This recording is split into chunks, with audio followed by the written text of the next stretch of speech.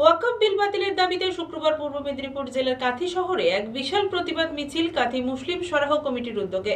এই মিছিলে দারুয়া বাজার থেকে সেন্ট্রাল বাস স্ট্যান্ড পর্যন্ত গিয়ে শেষ হয়। বিপুল সংখ্যক মানুষ যোগদান করে এই মিছিলে।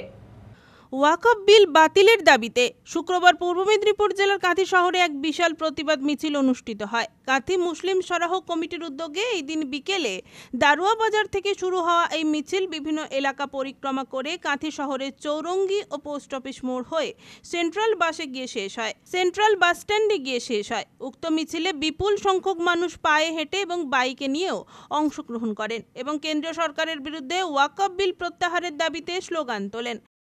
আজকে রাস্তায় নেমেছি ভারত সরকার যেভাবে মুসলিম বিদ্বেষী মানসিকতা নিয়ে আজকে আমাদের ওয়াকফ আইনকে বাতিল করে আমাদের ওয়াকফ সম্পত্তি রাহিলিল্লাহ সম্পত্তিকে কুক্ষিগত করতে চায়, তার প্রতিবাদে এবং আমাদের দাবি যতক্ষণ না ওয়াকফ অ্যামেন্ডমেন্ট আইন প্রত্যাহার হচ্ছে ততক্ষণ আমরা এই আন্দোলন এবং পথেই থাকবো। আমরা আমার নাম মসিউদ্দিন আলমগীর, আমি এই কমিটির সহসভাপতি।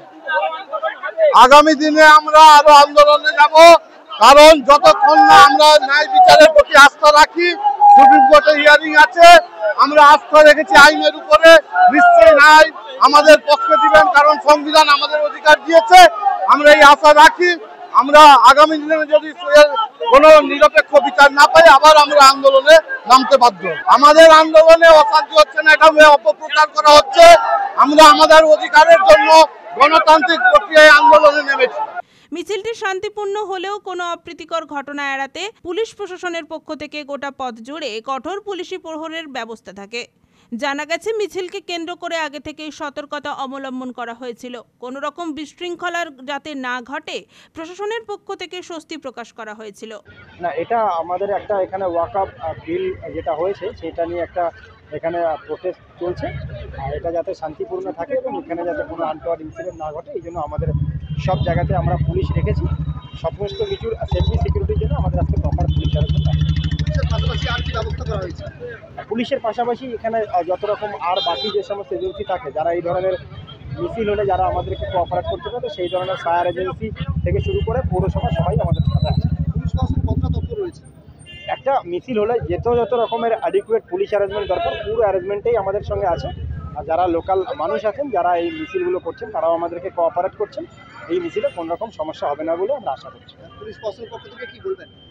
পুলিশ প্রশাসনের পক্ষ থেকে আমরা এটাই বলবো যে এই যে বিভিন্ন রকম যে মুভমেন্ট হচ্ছে, যেরকম প্রোটেস্ট হচ্ছে, সবাই যেন শান্তি মেনে চলে, যে লফুলি যেন এই প্রোটেস্টগুলো হয় এবং সেই প্রোটেস্ট থেকে কোনো রকম আনটোয়ার্ড ইনসিডেন্ট যেন না ঘটে।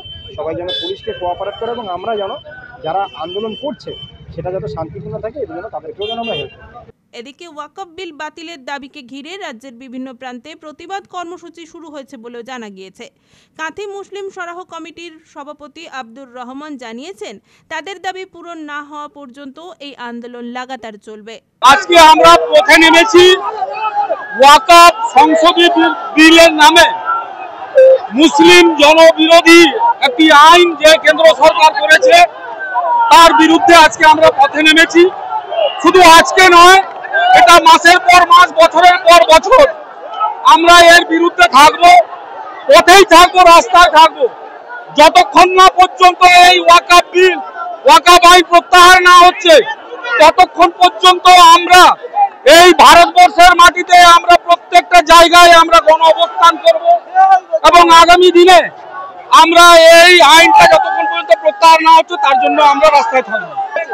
সুপ্রিম কোর্টে শুনানি আছে, সুপ্রিম কোর্টের উপরে আমরা সম্মান করি, কিন্তু যদি সুপ্রিম কোর্টের বিচারপতি কোন রাজনৈতিক দলের কর্মকর্তা হয়ে থাকেন, জানি না আগামী দিনে আমরা দেখতে পাচ্ছি সুপ্রিম কোর্টের জাস্টিস পরে কিন্তু একটি রাজনৈতিক ছত্র ছায়ায় কিন্তু ওনারা অংশগ্রহণ করেছেন। কিন্তু যদি সুপ্রিম কোর্টের জাস্টিস যদি উনি নিরপেক্ষ থাকেন তাহলে বিচার আমরা পাবো।